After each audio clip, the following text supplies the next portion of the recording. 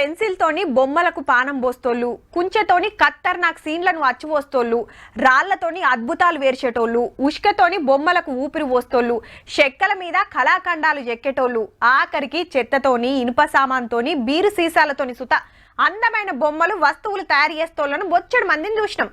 అసొంటి ఆర్టిస్టుల ముచ్చట ఇది. అట్లా అని ప్రకృతి అందాలతోనే ఆగలేదు లో. మరి ఏం చెప్తున్నారంటే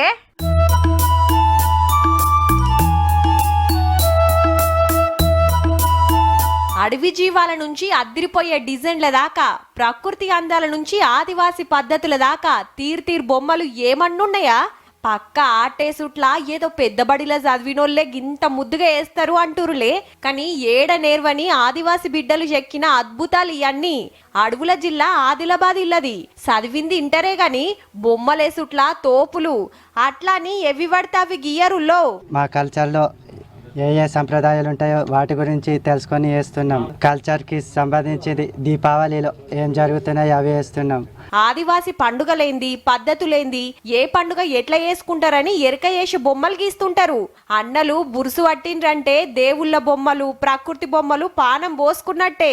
ఆదివాసి దేవతలు, నాగోబా, గుస్సాడి, తుడుం, డోలు వాయిద్యాలు, మయూరాలు, అడవుల అందాలు అచ్చు పోసినట్టే ఉంటాయి. మళ్ళా పూజ చేసేటప్పుడు ఏ విధంగా పూజ చేస్తారు, పెళ్లికి కానీ వాళ్ళ గోత్రాలను బట్టి లైన్స్ ఏ విధంగా వేస్తారు. గదన్నట్టు కళలతోని ఆదివాసి ఆచారాలు పద్ధతులను ఇప్పటోళ్లకు ఎరక చెప్పే ఉపాయం అన్నట్టు. తోపు ఆర్టిస్టులను బొచ్చడి మందిని చూసినాం గాని సంప్రదాయాలు కాపాడుకోవాలని తండ్లాడే ఆర్టిస్టులు చాలా తక్కువ అంటే తక్కువ మంది ఉంటే అందులో ఈ ముగ్గురు అన్నలు ముంగటున్నారన్నట్టు.